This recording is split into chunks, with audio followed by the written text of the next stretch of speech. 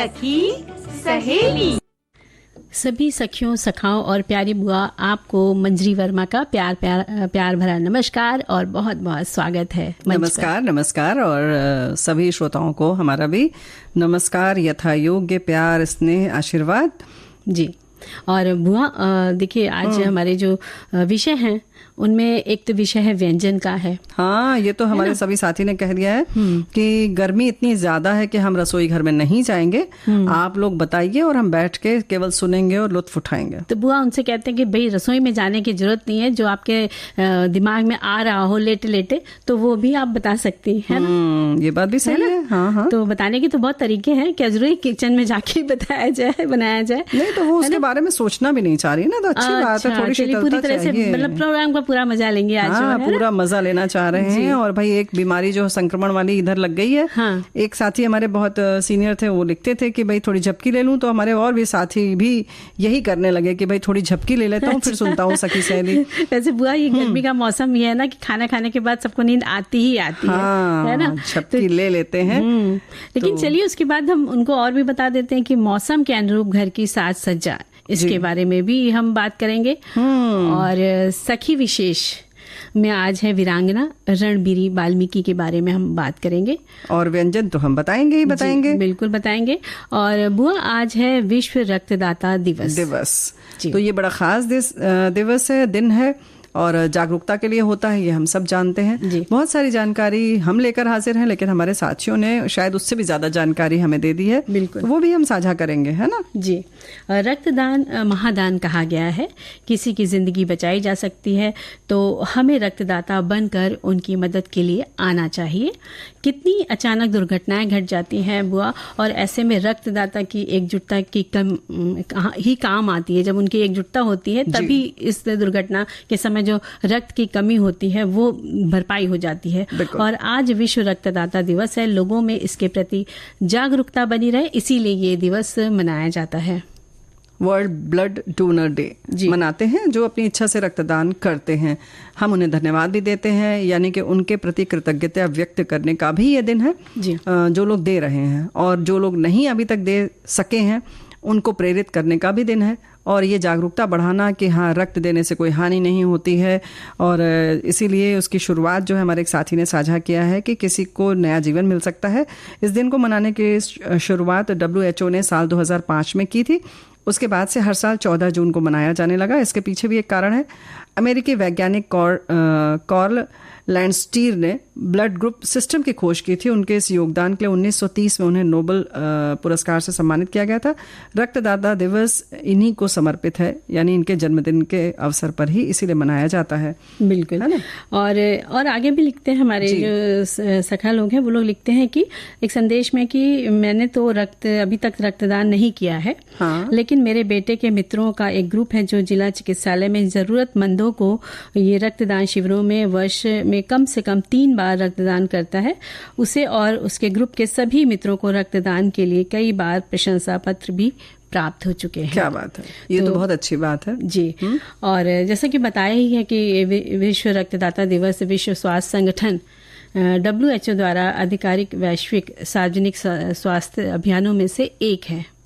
और साल 2005 में पहला विश्व रक्तदाता दिवस मनाया गया, जो कि विश्व स्वास्थ्य संगठन, international federation of red cross और रेड क्रिसेंट सोसाइटी द्वारा एक सामूहिक दृष्टिकोण के रूप में लॉन्च किया गया था। तो भाई किस वैज्ञानिक के नाम पर है, किस वैज्ञानिक के जन्मदिन पर है, यानी नाम पर तो नहीं, ये तो हम बता ही चुके हैं, हमारे एक साथी ने कहा था। और ये संगठन जो है, वैसे तो कहा जाए तो सरकार की हम सब जिम्मेदारी मान लेते हैं कि ये सरकार का काम है, लेकिन ये हम सबका भी काम है। हमारे साथी ने कहा है विश्व रक्तदाता दिवस की शुभकामनाएं। अगर 2 बूंद पानी से किसी की जान बचाई जा सकती है तो वैसे ही 1 या 2 बोतल किसी व्यक्ति के द्वारा दिए गए रक्तदान से किसी की जान भी बचाई जा सकती है, खासकर किसी सड़क दुर्घटना या किसी मेजर ऑपरेशन के वक्त परिस्थिति नाजुक होने पर। बिल्कुल। और बुआ जो जिन्होंने इसका मतलब पता लगाया था, सालगिरह उनके प्रतीक के रूप में बनाई जाती है, उन्होंने 1900 में विभिन्न रक्त समूहों की खोज की थी, जिससे मानव रक्त समूह ए बी और ओ की पहचान हुई थी जी। और कार्ल लैंड स्टीनर को इसकी खोज के लिए, जैसा कि बताया गया, कि सम्मानित किया गया था नोबेल पुरस्कार से, और तब से हर साल 14 जून को विश्व रक्तदाता दिवस मनाया जा रहा है। बिल्कुल सही बात है। इसीलिए हमारे साथियों ने बहुत तरीके से लिखा है कि मैंने अभी तक, ये तो खैर इन्होंने बताई, तुमने बताया, और भी बातें लिखी हैं कि सड़क दुर्घटना से ज़्यादातर मामलों में मनुष्य की मृत्यु अत्यधिक रक्तस्राव होने के कारण ही होती है। इसका अनुभव मैंने घायलों को अस्पताल पहुंचाने के दौरान किया है, जब मैं पुलिस इंस्पेक्टर बतौर किसी भी थाने में पदस्थापित हुआ करता था। इमरजेंसी वार्ड में जख्मी लोगों को देखते ही डॉक्टर कहते थे अत्यधिक रक्त बह जाने के कारण इनकी स्थिति नाजुक होती जा रही है, किसी तरह से खून की व्यवस्था कीजिए। अस्पताल में तत्काल खून की व्यवस्था न होने के कारण अन्य लोगों ने रक्तदान करके जान भी बचाई थी। ऐसे नाजुक समय में किसी किसी को ही प्राण की रक्षा करने का मौका मिलता है। तो ये लिख रहे हैं कि ऐसा करने पर मुझे अपने माता पिता पर गर्व होता है, जिनके शिक्षा संस्कारों ने ऐसा करने के लिए उत्प्रेरित किया। बिल्कुल सही बात है। इस दिन का तो बड़ा महत्व होता है, जो रक्त देता है उसके लिए भी बड़ी गर्व की बात होती है। और वो हर साल की तरह इस साल की भी थीम है कि रक्त दो, प्लाज्मा दो, जीवन साझा करो और अक्सर साझा करो। ये इसकी थीम है इस वर्ष की। यानी कि करते रहना चाहिए, सिर्फ ऐसा नहीं कि हमने सिर्फ एक बार कर दिया, 2 बार कर दिया तो हम इस तरह से मान लें कि हमारी जिम्मेदारी पूरी हो गई। बिल्कुल। और इस दिन संगठन, सरकार या अन्य संस्थाएं लोगों को ये बताते हैं कि रक्तदान सुरक्षित है और इसकी आवश्यकता भी लोगों को होती है। स्कूलों में, कार्यस्थल में रक्त अभियान चलाए जाते हैं और जैसे जैसे लोगों में जागरूकता बढ़ी तो लोग भी इस अभियान से जुड़ते चले गए हैं। फिर भी जगह जगह पर पोस्टर, बैनर और तरह तरह की चीजें लगा करके ये बताया जाता है कि कितना महत्वपूर्ण है ये करना। देखो, ये जो प्रयास होते हैं उनका ही नतीजा है कि हमारे एक साथी ने साझा की है बात कि रक्तदान के प्रति आज जागरूकता काफ़ी लोगों में आई है, जिसके फलस्वरूप कहीं भी दुर्घटना होने पर अब मरीज को खून देने में दिक्कत कम आती है। उड़ीसा में रेल दुर्घटना में काफ़ी लोगों ने अस्पताल पहुंचकर मरीजों को खून देकर कई लोगों की जान बचाई है। हालांकि कहना पड़ता है कि पुराने समय की बातें, जब किसी ऑपरेशन से पहले परिवार वालों को रक्त की व्यवस्था पहले करनी पड़ती थी रही और नात बात सबसे चर्चा करके तैयार करना पड़ता था, तब जाके ऑपरेशन हो पाता था। बहुत लोग मना भी कर देते थे। हाँ, अब बदलाव आया है, लोग तैयार मिलते हैं। ये एक पुण्य का काम है जो हम सबको करना चाहिए। आपको भी कार्यक्रम में इसी ओर लोगों का ध्यान खींचना चाहिए। तो बिल्कुल हमारा प्रयास तो यही है कि इस तरीके के विषयों को बताने का, करने का, कि हम अधिक से अधिक लोग प्रेरित हों। और सोशल मीडिया के माध्यम से ही जो आप बता रहे हैं स्थिति अब अच्छी आ गई है, वो उसी का परिणाम है कि लोगों में ये समझ में आ गया कि रक्तदान करने से कोई दिक्कत नहीं आती, खून फिर से बन जाता है और कितनी ज़रूरत है। पहले तो हमें समझ में ही नहीं आता था कि कहाँ कहाँ ज़रूरत पड़ सकती है। बिल्कुल। और वो ये भी है कि जो हमारे खास दिन होते हैं, जैसे जन्मदिन हुआ या विवाह की वर्षगांठ है या आपने किस दिन जॉब करी, वो जो खास तारीखें होती हैं उसको भी और भी यादगार बनाने के लिए भी उन दिनों भी अगर हम रक्तदान करते हैं तो और भी सहयोग रहेगा। बिल्कुल, बहुत अच्छा होगा और आपका दिन भी यादगार बनेगा। कहीं कुछ आप देकर उसको दुगना उसका आनंद ले सकते हैं। लेकिन भाई अगर 2-3 महीने के अंतर पे है तो आप ना करें, क्योंकि उसका भी एक नियत समय होता है।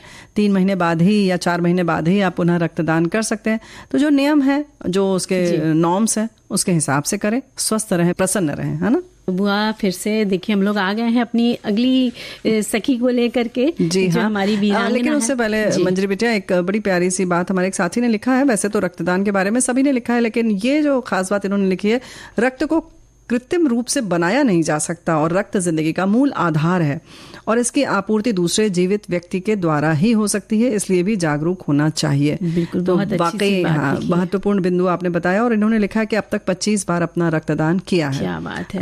ऐसे ही हमारे एक साथी ने लिखा कि भाई मैं बताऊंगा नहीं कि मैं क्या करूंगा, मौका मिलते ही मैं रक्तदान करूंगा और करता हूँ। तो इसी तरीके का संकल्प होना चाहिए और आप सबसे हम यही उम्मीद करते हैं। और कहीं ना कहीं ये जज्बा सब में है, तभी हम आज बात कर रहे हैं ना वीरांगना रणबीरी वाल्मीकि की। बिल्कुल। और जो हमारी वीरांगना है वो 1857 की क्रांति में एक ऐसी वीरांगना हुई जिन्होंने इस महासंग्राम में बढ़ चढ़कर हिस्सा लिया। वे क्रांतिकारी महिलाओं में से एक थी वीरांगना रणबीरी वाल्मीकि। और जब भारतवासियों ने सबसे पहले ब्रिटिश हुकूमत के खिलाफ दास्ता से मुक्ति प्राप्त करने के लिए आवाज उठाई, वो समय था 1857 साल का, जिसे प्रथम भारतीय स्वतंत्रता संग्राम के नाम से जाना जाता है। हाँ, हमारे श्रोता जानते हैं, हम सब जानते हैं। और इस गदर की शुरुआत 10 मई को हुई थी, मेरठ के क्रांतिकारी से हुई थी, और अंग्रेजों की सत्ता से परेशान भारतवासियों ने उसे नष्ट करने का आप सब जानते ही कदम बढ़ाया। साथ में जनता ने भी भाग लिया और बढ़ चढ़ के हिस्सा लिया, और उसी में रणबीरी वाल्मीकि थी, जो जनपद मुजफ्फरनगर के शामली तहसील की रहने वाली थी। और कहते हैं कि महाभारत काल में शामली कुरुक्षेत्र का हिस्सा था। 13 मई सन 1857 को पूरा मुजफ्फरनगर क्रांति के रंग में रंगा हुआ था। आसपास के क्षेत्रों में विद्रोह की ज्वाला उठ रही थी। शामली विद्रोह का केंद्र बिंदु था। इस विद्रोह की अगुवाई चौधरी मोहर सिंह और कैराना में सैयद पठान कर रहे थे। चौधरी मोहर सिंह के पास जो एक फौजी टुकड़ी थी, उसमें महिलाएं भी अपना योगदान दे रही थीं। अपने परिवार को छोड़कर वे सभी स्वतंत्रता आंदोलन में शामिल थीं। इसी में थीं रणबीरी वाल्मीकि, जो मोहर सिंह की अगुवाई में लड़ी जा रही जंग में शामिल थीं। रणबीरी वाल्मीकि को तलवारबाजी में महारत हासिल थी। उनके इस हुनर से चौधरी मोहर सिंह ने उन्हें अपनी टुकड़ी में रखा था। चौधरी के साथियों ने शामली तहसील पर 2 महीने तक कब्जा जमा लिया था। उधर इस युद्ध में रणबीरी भी थी, लेकिन आपको बता दें कि अंग्रेज सरकार मिस्टर एडवर्ड को ये कब्जा पच नहीं रहा था। उसने भी फौजी टुकड़ी वहां भेजी। रणबीरी वाल्मीकि के दल को इसकी सूचना मिल चुकी थी। तब शामली को बर्बाद होने से बचाने के लिए मोहर सिंह ने अपने क्रांतिवीरों और वीरांगनाओं में रणबीरी वाल्मीकि को भी गांव पहुंचकर मोर्चा जमाने के लिए कहा, और इस दौरान अंग्रेजी सैनिकों के साथ जाहिर है उनका युद्ध होने लगा। और इस संघर्ष में रणबीरी वाल्मीकि ने अपने रण कौशल का परिचय देते हुए दुश्मनों के दांत खट्टे कर दिए और कई का सर भी धड़ से अलग कर दिया। रणबीरी ने कई अंग्रेज सैनिकों को मौत की नींद सुला दिया। इस कारण अंग्रेजी सेना में अफरा तफरी मच गई, और चूंकि वे हथियारों से लैस थे और भाई जाहिर है कि फिर उन्होंने गोलियां चलानी शुरू कर दी। क्या महिला, क्या पुरुष, वीर सभी उनका निशाना बनने लगे। उसी में रणबीरी वाल्मीकि भी थी। भारत भूमि की स्वतंत्रता के लिए उन्होंने अपने प्राण जो है न्यौछावर कर दिए। उनका नाम इतिहास के पन्नों पर हमेशा के लिए अंकित हो गया और हमारे दिल पर भी अंकित है।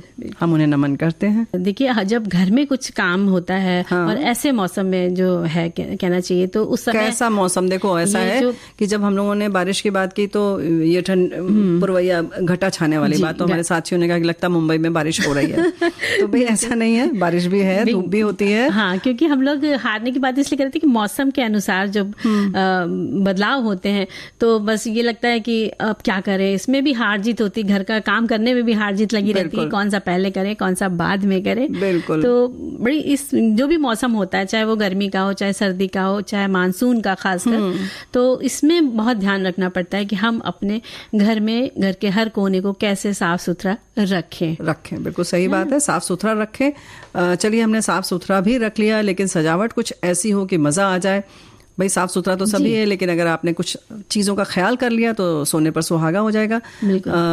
यानी कि हम बात कर रहे हैं घर के साज सज्जा की बात, और हमारे एक साथी ने लिखा है मौसम के अनुसार घर ही नहीं अपितु तो शरीर की भी साज सज्जा की आवश्यकता होती है। फिर दोनों का अन्योन्याश्रय संबंध भी रहा है संप्रति।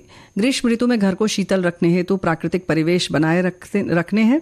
हवादार कमरे, खिड़की, झरोखे और दरवाजे से युक्त होने चाहिए, जिसे आवश्यकता के अनुसार संयोजित किया जा सके। खस की पच्चियों का प्रयोग अपेक्षित है। कुआं का शीतल जल मिट्टी के मटके में रखना चाहिए। पलंग पर हल्के चादर साफ सफाई के साथ होने चाहिए। किंतु आजकल लोग फ्लैट संस्कृति में बिजली के बहुतायत खपत करने वाले उपकरणों का सहारा लेकर प्रकृति से दूर होके घर की साज सज्जा करते हैं, ताकि घर में रोशनी तक ना आ सके, भले ही दिन में भी रोशनी के लिए बल्ब जलाना पड़े।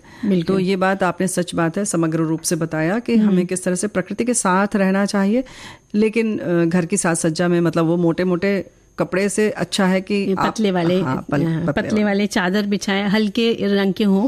और साथ में जो पर्दे होते हैं वो भी हल्के वाले पर्दे होने चाहिए। अगर सपोज खिड़की से आपकी बारिश की बूंदें आ भी जाएं तो भी वो, या नमी की वजह से भी जो गीले हो जाते हैं पर्दे, वो भी जल्दी सूख जाते हैं। और इसके साथ साथ जो हम लोग सोफे पे कुशन करते हैं वो भी पतला उसका नायलॉन का, सिंथेटिक कपड़ों का होना चाहिए। और साथ में जो कवर बिछाते हैं वो भी बल्कि इन दिनों कवर ना ही बिछाएं तो ज्यादा सही, क्योंकि वो नमी तेजी से, उसके जो रोए होते हैं जो हम सोफे पर बिछाते हैं कवर, वो तेजी से घसीटते हैं, तो वो ना ही बिछाएं तो ज्यादा सही है। और अगर सपोज आपके उसमें नमी आपको दिखाई दे रही है, तो जैसे ही आप धूप निकले या पंखे में आप सो रहे हैं खुद, तो उस जगह उसको टांग दे, जिससे कि वो हवा से कुछ 1-2 दिन में तो लगभग सूख ही जाता है। नहीं तो बुआ एक तरीका और भी है कि आप उनको ड्रायर में लगा दें। जिनके पास मशीन है, वॉशिंग मशीन कपड़े धोने वाली, तो आप उसके ड्रायर में डाल दें, तो भी उस तरह से आपका सूख जाएगा जल्दी से जल्दी। बिल्कुल सही बात है। और वैसे तो मतलब पूरे बारिश के मूड में आ गई हो, बिल्कुल मानसून की बात कर रही हो, ऐसा नहीं, अभी ऐसा नहीं हुआ है। तो जैसे मोटे कपड़े और गाढ़े रंग के पर्दे की बात आपने की, बिल्कुल सही है, दिन में आप लगाएं, लेकिन शाम और सुबह के समय उसको हटा दें तो बेहतर है। ऐसा नहीं कि बिल्कुल लगा दिया तो लगा ही दिया। इन चीज़ों का ख्याल रखें। और हमारे एक साथी ने और भी बड़ी प्यारी बात लिखी है कि मौसम के अनुरूप घर की साज सज्जा। आज तो घर को सजावट के लिए एक से एक डेकोरेटिव पीस, कालीन गलीचे हैं। पहले घर की सजावट की याद आती है। गर्मियां शुरू होते ही बड़े बड़े भारी भारी गद्दे को हटाकर घर में सुजनी, रंग बिरंगी दरिया, तख्त पर बेंत की खूबसूरत कुर्सियां, हल्के रंग के पर्दे, हल्के रंग के चादर रखे जाते थे। अहाते बगीचे में जो फूल होते थे, उन फूल पत्तियों से घर के गुलदस्ते की सजावट की जाती थी। मोगरे, बेला के सुगंधित फूल अशोक के पत्ते के साथ गुलदस्ते में रखे जाते थे। हाथ की बनी हुई चटाइयों से खिड़की और बरामदों को सजाया जाता था। ये देखने में भी अच्छे लगते थे और इससे घर भी बड़ा ठंडा और ताजगी भरा लगता था। तो बिल्कुल सही आपने बताया, और ये आज भी हम कर सकते हैं, ऐसा नहीं है। जैसे आपने बताया कि मोटे मोटे गद्दे वगैरह हटा भी सकते हैं और उसकी जगह आप दरी डाल लीजिए, या सुजनी आपने जैसे बताया है, ऐसे ही चीजें होती हैं गद्दियां। हाँ, गर्मियों में तो खासकर ये चीजें बहुत राहत पहुंचाती हैं। और जो पर्दे हम टांगते हैं गर्मियों में, थोड़ी धूप कम आए, तो वो अगर हरे रंग के हैं या नीले रंग के हैं, तो उससे थोड़ा सा कमरे में ताजगी बनी रहती है। हरे रंग से तो आंखों को ही बहुत सुंदर लगता है। तो आप गर्मी में बाहर तो नहीं निकल सकते, तो कमरे में ही हरियाली अपनी रख दीजिए। और कुछ जो अपने इंडोर प्लांट्स सजाते हैं, तो वो रख देंगे तो आपका मन और प्रसन्न रहेगा उनको देख देख कर। तो इस तरह की सजावट गर्मी के मौसम में आप कर सकते हैं। और ऐसे ही रंगों की जो बात होती है, आप पढ़ेंगे तब पता चलेगा, कुछ रंग जो होते हैं वो गर्म रंग ही कहे जाते हैं, जो आंखों को चटक लगते हैं। इसमें केसरिया रंग आता है, पीला रंग आता है, लाल रंग आता है। उससे अच्छा आप हरे, नीले, इन सब जो आंखों को राहत देते हैं, उन्हीं रंगों का संयोजन अपने घर में रखें। यानी चादरें हैं, कुशन के बिल्कुल खोल है, तकिया के गिलाफ है, ये सारी चीजें वैसे ही रखें। हमारे साथी ये भी लिख रहे हैं कि देखिए, अब ये हम लोगों ने बात तो सोचा ही नहीं, हम सिर्फ मानसून और गर्मी की बात कर रहे हैं। हमारे साथी लिखते हैं कि मौसम के अनुरूप घर की साज सज्जा के विषय अनुरूप बात करूं तो बिपरजोय साइक्लोन जो अब गुजरात और सौराष्ट्र के समुद्र तट की ओर बढ़ रहा है, इसकी गति और तीव्रता और बढ़ने की मौसम विभाग द्वारा जताई गई संभावना को देखते हुए हमने भी आज हमारे घर की छत पर लगी हुई सौर बिजली ऊर्जा की प्लेटें कुछ देर पहले उतार ली हैं। अब आराम करते हुए सखी सहेली सुनूंगा। बिल्कुल अच्छी बात है। इसी तरीके की साज सज्जा, ये तो आपातकाल स्थिति, हाँ, आपातकाल की बात हो गई कि अगर कोई ऐसा आ रहा है, कोई वार्निंग है, तो उसके अनुरूप काम करें। लेकिन मौसम भी एक तरीके की हमें चेतावनी ही देता है कि अच्छे अच्छे सुकून वाले कपड़े पहने, वैसे ही सब करें। ही आप खान पान भी अपना अपनाएं। और जब जैसे कि और सर्दियों की बात है, तो उस समय हम ऊनी कपड़ों की, ऊनी जो भी बिछाना चाहते हैं घर की सजावट में, सब गद्देदार चीजें बिछाना चाहते हैं कि सर्दी ना आए अंदर। तो देखा जाए तो हर मौसम हमें हर तरीके के कपड़े पहनने का, उठने बैठने और खाने पीने की सबकी चीजें हमें देता है, मौका देता है, ताकि हम किसी भी रंग से महरूम न रह जाएं, यानी कि उसको छोड़े नहीं। मतलब जिंदगी जो है बुआ, वो हर रंग से हर मौसम में रंगीन हो जाती है। हाँ, बिल्कुल रंगीन हो जाती है, या कि हर रंग का हम इस्तेमाल कर सकें, उसका मजा ले सकें, और उस रंग के संग रहते हुए हमें कैसा लगता है, इस बात को भी हम समझ सकें। ऐसे हमारे साथी ने लिखा है कि हर मौसम की अपनी अलग अलग तकलीफें होती हैं। सर्दियों में घर कोजी कोजी होता है तो अच्छा रहता है, तो जाहिर है कि अभी कोजी रखने की हम व्यवस्था करते हैं ना, और थोड़ा मोटे और गहरे रंग के पर्दे होने चाहिए, ठंडी हवा से बचाव होता है। इसी प्रकार गर्मियों में घर को हवादार बनाना अच्छा रहता है। हल्की सजावट, हल्के रंग, हल्की लाइट, कुछ अंदर रखने वाले पौधे से सजावट, बारिश के मौसम में मजा आ जाता है। बिल्कुल। और ये मौसम ऐसा होता ही है कि, और जब बारिश की बात चली है तो हम घर में बैठे हैं तो बाहर तो जा नहीं सकते हैं। तो घर की सजावट में हम कुछ और चीजें भी देख सकते हैं कि आपके पास घड़ा है तो आप उसको पेंट कर दीजिए, उस अच्छे से डिजाइन बना दीजिए, या आपके पास गत्ते के टुकड़े हैं तो उसको आप पेंट करके उस पे जो आपका क्ले होता है तो उससे अच्छे से डिजाइन बना करके क्ले की पतली पतली पत्तियां, मिट्टी से उसकी पत्तियां वगैरह बना के डिजाइन खूबसूरत सी बना के आप उसको पेंट कर सकते हैं। और उसके ऊपर कांच जो छोटे छोटे मिरर आते हैं वो चिपका कर भी आप सुंदर सा बना सकते हैं। और अपने साथ बुआ बच्चों को भी लगा सकते हैं कि भाई बच्चे बाहर तो खेलने जा नहीं सकते, तो ये सब चीजें करेंगे तो इसी बहाने वो सीख भी जाएंगे। और मौसम के अनुरूप जब हम बात करते हैं व्यवस्था की, तो एक तो साज सज्जा तो हो गया, उसके बाद अगर आपकी व्यवस्था कुछ ऐसी है जैसे कि कुर्सियां हमने ऐसी रखी हैं या सोफे ऐसे रखे हैं कि हम दरवाजे पे ही हमने रखा है, ड्राइंग रूम में हमने प्रवेश किया बैठक में और तुरंत ऐसे सोफे रखे हैं, तो गर्मी के लिए चलिए ठीक है। लेकिन अगर मानसून आ चुका है तो वहां पर आप प्लास्टिक की कुर्सियां रख दीजिए, ताकि अगर आदमी आता है या आप खुद बाहर से आते हैं, भीगे हैं आप, तो वहां पर जो है वो पहले कुर्सी पर बैठ जाए, जूते उतार लें, चप्पल उतार लें, फिर आगे जाएं। तो इस तरीके की व्यवस्था रखनी होगी। छाते आदि रखने के लिए कुछ आप व्यवस्था करना होगा, सोचना होगा। तो ये मौसम के अनुरूप जो बातें हैं। छाते की तो बाल्टी रख सकते हैं, या आपका बाहर का हिस्सा है तो उसमें एक हुक जैसा लगा सकते हैं जिसमें 1-2 छाते टंग जाएं। हाँ बिल्कुल, नहीं 1-2 क्यों, 4 लोग हैं तो 4 छाते टांगने की व्यवस्था करो, 2 कहाँ रखेंगे, है ना? वैसे अच्छा वो भी लगा सकते हैं, जो कपड़े टांगने का एक हैंगर होता है ना, उसमें बहुत सारे 6-7 होते हैं, तो वो लगा दे। 4-2 रखेंगे, तो थोड़ा बढ़ा दिया, 8 रख देंगे। चलिए कोई बात नहीं, आप सबको भी आमंत्रित करते हैं जी। तो मंजरी बेटे आप ये बताओ जी कि कितने संख्या में खूंटियां लगेंगी? 1 लगेगी, उसमें 6 वो रहते हो। ये 6 खूंटी की हो गई ना, तुमने तो बोला था कि आप बताओ, तो बता रही हूँ 1, अभी तो बोल रही थी 2 हुक लगेगा। नहीं, वो तो मैंने 2 की उस समय बात करी थी, 2 हुक तो अब बदल गया, अब मैंने 4 बढ़ गए, संख्या बढ़ गई। आपने बोला ना कि मतलब ज्यादा 4 छतरी, तो मैंने सोचा इससे अच्छा हम पूरे ही बता देते। अच्छा, वो वाली लगा दे। इसका मतलब व्यवस्था में दोष है तुम्हारे। हम तुमने पहले आगे तक नहीं सोचा, संकीर्ण विचारधारा है तुम्हारी। अच्छा, गलत बात। चलिए बुआ, जो आप कह लीजिए, लेकिन मेरे दिमाग में तुरंत वो वाली खूंटी याद आ गई एक्चुअल में बुआ, तो मैंने उसको बोल दिया जिसमें लोग कपड़े टांगते हैं। अभी हम कुछ और बोलेंगे तो तुम बोलोगे कि पूरी हम वो रस्सी यहाँ से वहां तक बांध देते हैं, उसमें 100 छाते आ जाए। नहीं, वो तो नहीं, उतना तो नहीं, वो तो बहुत ज्यादा हो गया, क्योंकि घर छोटे छोटे होते हैं तो उसमें 100 लोग एक साथ दरवाजे पर लगवाया ना, बारिश में आने में बहुत दिक्कत होगी 100 लोग का। अब तो भाई चलना पड़ेगा मंजरी बिटिया। खैर, इस तरीके की व्यवस्थाएं चाहिए। अगर पुराने तरीके के जो बड़े वाले छाते हैं वो भी इस खूंटी पर आते हैं, लेकिन आप एक कुर्सी भी एक जो होता है ना डस्टबिन जैसी, या बाल्टी रखते हैं लोग, उसमें भी लोग रख देते हैं, उसमें पानी निथर जाता है। तो इस तरीके की साज सज्जा में थोड़ी सी हमें तब्दीली करनी पड़ती है, बिल्कुल, है ना? और बुआ, इसके साथ साथ जो घर में फर्नीचर होते हैं, वो लकड़ी के होते हैं या केन के होते हैं या शीशम के, जिसके पास जो भी है मतलब, तो उसमें भी फंगस या इस टाइप की चीजें लगनी शुरू हो जाती है। तो बारिश के पहले या जो भी आपका मौसम, उसके पहले एक बार साल में कम से कम एक बार तो उसकी वार्निश वगैरह लगा के उसका भाई देखो, वार्निश तो बारिश के बाद करवाना चाहिए, उसके पहले न करवाएं। जैसे पुताई सब करवाया जाता है उस समय करवाएं, लेकिन हाँ उसके पहले आप ये ख्याल रख सकते हैं कि जैसे समुद्री इलाके जहाँ पर हैं, समंदर के किनारे जो शहर हैं, वहाँ पर फंगस आदि जल्दी लगती है, तो या तो उसको बराबर रोज पोछें और ख्याल रखें इस बात का कि उसमें न लगे, नमी ना आने पाए। और फिर तो वही कहेंगे कि खिड़की दरवाजे बंद रखें, लेकिन कोशिश भी करें कि उन पे कवर आदि चढ़ी रहे तो ठीक रहे। और कवर चढ़ा है तो उसे खोलकर भी साफ करते रहें, ये ना सोचे कि उसके अंदर सब ठीक ठाक है। क्योंकि इन सब जगहों पे ये सब चीजें जम जाती हैं। और इसी तरह जो हमारे जो बाथरूम होता है, उसका जो हिस्सा होता है, उसमें नमी रहती है ज्यादातर, तो वो आप वाइपर से उसको एक बार चला दें, तो उससे क्या होगा, जब भी कोई नहा के आए, ऐसा नियम बना दे कि जो भी नहाने गया उसके बाद वो वाइपर करेगा, तो उससे क्या होगा, बाथरूम की जो फर्श है वो सूखी मिलेगी।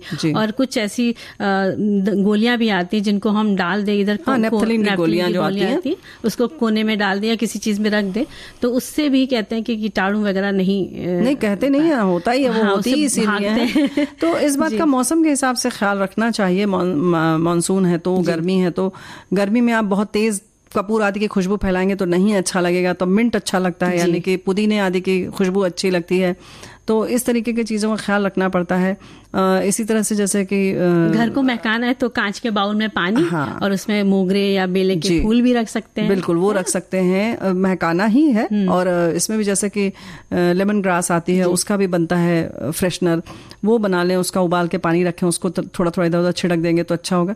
तो इन छोटी छोटी चीज़ों का ख्याल रखेंगे। लेकिन हमारे साथी ने जो कहा था कि बिजली जाती है, तो उसकी भी व्यवस्था रखनी चाहिए। लालटेन आदि रखना चाहे तो रख सकते हैं, या आपको मोमबत्ती रखना है तो भी वो जार के अंदर रखें ताकि वो हवा तेज आए तो वो बुझे नहीं। बिल्कुल, है ना। और ये सब चीजें एक ही जगह पर रखें, क्योंकि अचानक लाइट जाती है तो 10 जगह ढूंढने से अच्छा है कि एक ही जगह रखी जाए। नहीं, एक रखा हो एक जगह, कम से कम वो मिल जाए। हाँ, मतलब एक ही जगह रखे, एक जल जाए फिर उससे तो बाकी ढूंढ लेंगे, लेकिन जब एक भी नहीं मिलेगा तब क्या होगा। यानी कि उसके पास जो है वो माचिस भी होना चाहिए, और इस बात का ख्याल रखें। लालटेन तो सबसे अच्छा रहता है, लेकिन लैंप जो आते हैं जिसमें कि वो चिमनी होती है वो रखें। नहीं तो मोमबत्ती भी अगर आप किसी स्टैंड पर रख रहे हैं तो चिमनी आप अलग से उस पर रख सकते हैं। तो ऐसी व्यवस्था रखना चाहिए। इसी तरीके से हाथ के पंखे आदि हैं, तो अगर हम ये सोचते हैं कि बस गर्मी तक ही इनकी ज़रूरत है तो ऐसा नहीं है। मानसून जब आता है यानी जब बारिश होती है तो तब भी उमस बहुत होती है, बहुत होती है, जरूरत होती है तो जिन शहरों में बिजली आदि की व्यवस्था ऐसी है कि जा सकती है, संभावना है, तो इन सब चीजों की भी व्यवस्था रखें। जैसे हाथ से चलने वाले पंखे जो होते हैं, पहले तो घरों में बहुत होते थे। नहीं, अभी भी हैं बहुत सारी जगहों पर जहाँ लाइट नहीं आती है, वहां पर है जी। लेकिन ज्यादातर अब जैसे अभी की बात करें तो उन घरों में से ये पंखे गायब हो चुके हैं। तो फिर लाइट जाती है तो क्या करते हैं? जैसे अब बड़े शहरों की बात करें तो कम जाती है, लेकिन जहां पर जाती है तो कई जगह हमने देखा है बुआ कि वहां पर वो पंखे नहीं है। अच्छा, तो मुझे लगता है वो पंखे उनको लेके रख लेने चाहिए। तो नहीं तो उनको नहीं जरूरत होगी, उन्होंने अपना तो शरीर बना लिया होगा ना। दफ्ती का जो होता है ना गद्दा, उसको लेकर के हाँक रहे हैं थोड़ी देर के लिए, तो इस तरह की चीजें तो भाई इस तरीके से रखना पड़ेगा। और फिर जैसे व्यवस्था की जब हम बात करते हैं तो जैसे कि दरवाजे अगर आमने सामने खुल रहे हैं तो अपनी तख्त या सोफा आदि वैसे रख लें कि अगर लाइट चली भी जाए तो हवा लग सके आपको। तो थोड़ी बहुत तब्दीली, जो कहने का मतलब है मंजरी बिटिया, कि जो सेट हम रखते हैं कि ये हमारा ये 2-3 सीटिंग वाला जो सोफा इस तरफ रहेगा, हाँ, एक वाला जो है इधर रहेगा, टेबल इधर रहेगा, उसमें भी थोड़ा थोड़ा बदलाव आप मौसम के अनुरूप करते रहिए। बिल्कुल, है ना। और अपने घर की फ्रिज वगैरह है, हाँ, उसमें भी मौसम के अनुरूप की चीजें रखें जो आपको तरावट दे। जैसे कि भाई आप शिकंजी के लिए नींबू अपने पास रखिए, चीनी चाहे तो आप चाशनी बनाकर भी रख सकते हैं। तो हाँ, इस तरह की चीजें, चाशनी बनी रहेगी तो आप जल्दी से उसको बस नींबू निचोड़ा और आपने बना लिया। नहीं तो दाएं बाएं देखेंगे और फिर कहेंगे कि मेहमान जो है वो चाय पी ले, वो ज्यादा बेहतर है, और नींबू पानी ना मांगे जी। और चीनी घोलने में भी मालूम पड़ा चीनी भी चली आ रही है मुंह में, तो ये सारी चीजें रहती हैं। बिल्कुल सही बात है। और ठंडाई आदि जो भी शीतल पेय पदार्थ हैं उनका प्रयोग करने की कोशिश करें, फल अधिक से अधिक खाएं, रसोई घर में जाना ही ना पड़े। वैसे रसोई घर में अब व्यंजन बता रही हूँ तो रसोई घर में तो जाना पड़ेगा। तो चले क्या? देख लो भाई, हमारे साथी बुरा मान गए। क्या मान गए? उन्होंने लिख दिया, मंजरी जी हमारे घर में आज भी है, वट सावित्री पूजा में सभी ने खरीदा है। हाँ। बाहर जब हम बैठते हैं तो उसी से आज भी पंखा चलते हैं। नहीं, वो तो देखिए जिसके यहाँ पंखा लेते हैं वो लोग, दान भी करते हैं तो वो अपने घर में भी इस्तेमाल करते हैं, तो पंखा होता है। हाँ। लेकिन बहुत से घरों की, मतलब ये नहीं हम उनके घर की बात कर रहे हैं हमें अब तुम बच नहीं सकती, अब क्योंकि हमारे पास वो पंखा नहीं है बुआ। ये कहना चाहिए, है ना? तुम बताओ, क्योंकि तुम्हें जरूरत नहीं है इसलिए नहीं है। लेकिन हमें लगता है कि पंखा हम कभी लाएंगे, है ना। लेकिन जरूरत जहाँ रहती है वहाँ हमारे साथियों के पास है जी। और जहाँ लाइट नहीं रहती है, जाती है, वहाँ लोग रखते हैं व्यवस्था। जैसे इन्होंने कहा कि बाहर बैठते हैं, छत पर बैठेंगे तो कहाँ कहाँ पंखा लगाएंगे, या घर के आंगन में बैठते हैं, बाहर दलान में बैठते हैं, घर के बाहर दरवाजे पर बैठते हैं, पेड़ के नीचे, तो भी हाथ में लेकर बैठते हैं। बिल्कुल, तो ये बात सबसे सुलभ और आसान चीज है जो बिल्कुल होना चाहिए मौसम में। और बुआ देखिए, इस मौसम की बात चलिए तो हमारे संदेश में एक व्यंजन की रेसिपी है। देखो, व्यंजन से पहले हमारे एक साथी ने लिखा है कि हमारा घर काफी खुला खुला है और मिल नहीं रहा है इनका संदेश। देखो पता नहीं कहाँ चला जाता है। इन्होंने लिखा है कि हमारा घर काफी खुला खुला है और फिर भी हमें अपने जो मौसम होता है उसके हिसाब से हम व्यवस्था भी करते हैं उसकी। अच्छा। और ये बात बिल्कुल सही है कि मौसम के हिसाब से करनी ही पड़ती है। बारिश के मौसम में कुछ व्यवस्थाएं हर वर्ष करनी पड़ जाती है। अंदर भी आंगन है, बाहर भी आंगन है। कहने का मतलब है कुछ दरवाजे खिड़कियां बाहर खुली जगह में ही खुलते हैं, जिससे बारिश का पानी मौछार के रूप में अंदर आ जाता है। तो उन सभी दरवाजों पर कपड़े के पर्दों के आगे सफेद प्लास्टिक के पर्दे लगाने पड़ जाते हैं, जिससे दरवाजा भीगने से बच जाता है। बिल्कुल सही तो चीज़ है। वाकई ये बात सही है कि इस तरीके की व्यवस्था करनी ही पड़ती है। और हमारे साथी ने यह भी लिखा है कि मेरे घर में मेरी माँ के हाथ का बना हुआ पंखा रखा है। क्या बात है। तो भाई बड़े सौभाग्यशाली हैं आप कि आपके पास माँ के हाथ का बना हुआ पंखा है। वैसे भी जो कारीगर बनाते हैं वो हाथ से बने हुए जो पंखे होते हैं वाकई देखने लायक होते हैं। बिल्कुल। और ये जो व्यंजन है वो हम बताते हैं बुआ। हाँ। कच्चे आम की दाल, तो आधा कप कोई भी आप दाल ले लीजिए, 1 मीडियम कच्चा आम, 2-3 चम्मच देसी घी, 2-3 चम्मच हरा धनिया, 50 से 20 करी पत्ते, 2 हरी मिर्च, 1/4 छोटा चम्मच सरसों, 1/4 छोटा चम्मच जीरा, 1 चुटकी हींग, 1 छोटा चम्मच लाल मिर्च पाउडर, 1/4 छोटा चम्मच हल्दी पाउडर, 1 छोटा चम्मच धनिया पाउडर, 1 छोटा चम्मच नमक। और इसकी विधि है कि दाल को 30 मिनट के लिए भिगो दें, फिर कुकर में दाल, हल्दी और नमक डालकर पका लें। आम को छीलकर छोटे टुकड़ों में काट लें। कढ़ाई में घी गर्म करके हींग, जीरा और सरसों, करी पत्ता का तड़का लगाकर हरी मिर्च डालें। आम के टुकड़ों को भी भून लें। अब इसमें धनिया पाउडर, लाल मिर्च डाल दें। 2-3 मिनट ढक कर पकाएं। अब दाल डालकर उबाल आने तक पकाएं। हरी धनिया से सजाएं और चावल से परोसें। ये इन्होंने मतलब चावल के साथ खाएं, चावल के साथ परोसे। और वैसे एक बात है कि सादी जैसे हम लोग दाल बनाते हैं अरहर की या किसी भी चीज की, मसूर की, चने की, या आप खड़ी मूंग की भी बना सकते हैं, जिसकी भी आप बनाते हैं, तो उसमें भी इस तरीके की जब हम उबाल रहे हैं नमक हल्दी डालकर, उस समय भी आप डालकर उसका मजा ले सकते हैं। वैसे ही उबाल लीजिए जैसे सामान्य तौर पर बनाते हैं। या आपने गुठली अचार डाला है, उसकी गुठली बची हुई है, उसमें हल्का भी लगा हुआ है अगर गुदा कच्चे आम का, तो वो भी आप दाल में डाल दीजिए। उसको बाद में चूसने में भी बड़ा मजा आता है और दाल में स्वाद बहुत अच्छा आ जाता है उसका, है ना? बहुत बहुत अच्छे लगता है जी। और बुआ इसी तरह आम की आइसक्रीम बता देते हैं। क्या बात है। तो इसकी सामग्री है कि आम पके करीब 1 किलो लेंगे और ताजी क्रीम 250 ग्राम, पिसी शक्कर 100 ग्राम, वनीला एसेंस 1 चम्मच। और इसकी विधि है कि आम को धोकर छील लें, उसका गूदा निकाल लें और मिक्सी के पॉट में डालकर इसका पेस्ट बना लें। फिर उसे एक बाउल में निकाल लें, उसमें पिसी शक्कर, वनीला डालकर मिला लें। क्रीम को दूसरे बर्तन में खूब अच्छे से फेंट लें और इसे आम के पेस्ट में मिला दें और इसे ब्लेंडर की सहायता से, जो होता है मशीन, मिक्सी हाँ, उसके अच्छे से मिला दें, जो उसका रंग हल्का हो जाएगा, जैसे क्रीम जाएगी उसमें। और फिर एक डिब्बे में डालकर ढक्कन लगाकर इसको फ्रीजर में आपको जमाना है। कुछ 1-2 घंटे जमाइए, फिर बाहर निकाल लीजिए, फिर उसको फिर से वापस फेंट करके आप उसको जमा दीजिए 6-7 घंटे। लेकिन वो ऐसे नहीं फेंटेगी, आप उसको फिर से मिक्सी में डालकर फेंटेंगे, चर्न करेंगे और फिर से उसको रख देंगे तो ही अच्छा रहेगा। लेकिन हाँ, जब आप रखते हैं फ्रीजर में तो ढक के रखिएगा, नहीं तो उसमें क्रिस्टल्स आ जाते हैं, यानी बर्फ जो जम जाती है तो वो पानी पानी सा स्वाद आता है, अच्छा नहीं लगता है जी। तो इस तरह से आम की आइसक्रीम क्या बात है, बहुत स्वादिष्ट लगेगी। ड्राई फ्रूट कुल्फी भी इसी तरीके से बनेगी, थोड़ा सा अलग है। दूध है आधा लीटर लेंगे, शक्कर 100 ग्राम, छोटी इलायची 2 और बादाम 4 बारीक कटे हुए, काजू 4 चाहिए। इसके पहले सबसे पहले दूध को गर्म कर लेंगे, खूब गाढ़ा करेंगे। 1/4 जब बच जाए, मतलब कोशिश करें इतना पकाएं। आप सब जानती हैं कि कढ़ाई में उसको चलाती रहेंगी तो पक जाएगा। और फिर उसके बाद जब थोड़ा ठंडा हो जाए तो उसमें इलायची डालें, काजू बादाम कटे हुए डाल दीजिए, शक्कर डालकर फिर से पकाइए। फिर इसे ठंडा कर दीजिए और अब इसे सांचे में रखकर फ्रीज़र में रख दीजिए जमने के लिए। कुल्फ़ी तैयार हो जाएगी ड्राई फ्रूट की। और हमारे साथी ने पूरे बिहार की बात की है वैसे साथियों, तो कि पूरे बिहार में, ख़ास तौर से उत्तर बिहार में इंस्टेंट नाश्ता गर्मियों में बड़े शौक से लोग खाते हैं।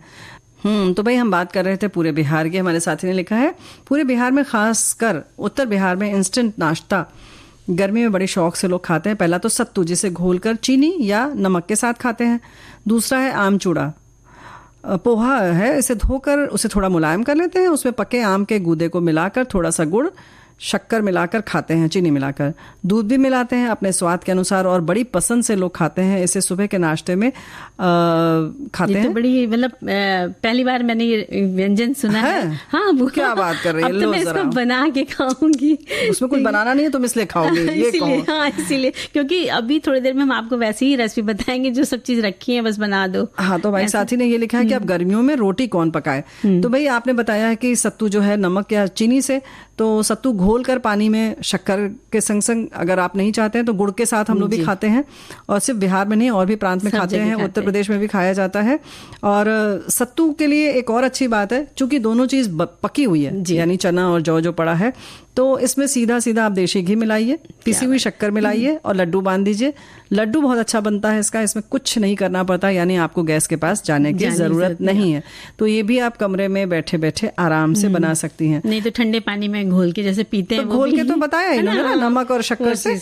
लेकिन हाँ, इसका जो है लड्डू बना सकते हैं इसके संग से जैसे आम की बात आपने कही है, तो आपने बताया कि चूड़े के साथ ऐसे ही लोग चावल में डाल के भी खाते हैं हम, लेकिन हाँ भाई चावल को पकाना पड़ता है। आम के साथ जो है बहुत छोटी छोटी फांके काट कर एक और अच्छी सी डिश है, नाम तो घर में खाया जाता है, ऐसे नाम नहीं पता, बहुत छोटा छोटा, बल्कि हम क्या कहें 1 सेंटीमीटर भी नहीं, 1 सेंटीमीटर में 3 टुकड़े जो हों, आधा सेंटीमीटर के चौकोर आप काट लीजिए। पके हुए आम को पहले छील लीजिए अच्छी तरीके से, फिर बहुत छोटे छोटे टुकड़े आप काट के रख दीजिए। उसके बाद उसके ऊपर मलाई डाल दीजिए, उसके बाद शक्कर डाल दीजिए पीसी हुई, और उसके बाद फ्रिज में रख दीजिए थोड़ी देर। उसके बाद ठंडा ठंडा खाइए। आपके यहाँ मेहमान आए तो भी आप इसे सर्व कर सकते हैं। ये बहुत अच्छी डिश है, बहुत प्यारी सी डिश है। तो बस एक और बता देते हैं कि भाई इस समय आम का रस आपके सबके घरों में रहता ही है। आम का रस ले लीजिए, और आपके पास स्पंज बॉल पड़े हो सफेद वाले रसगुल्ले, तो उसको निचोड़ लीजिए और एक कटोरी में आप थोड़ा सा आम का रस डालिए, ऊपर से रसगुल्ला, फिर थोड़ा सा आम का रस और ड्राई फ्रूट डाल दीजिए आप उसमें काट के, आपकी बढ़िया रेसिपी तैयार। तो बुआ सखी सहेली का कार्यक्रम एकदम समाप्त हो चुका है, तो लेते हैं सभी से इजाजत। मंजरी वर्मा और प्यारी बुआ का नमस्कार। विविध भारती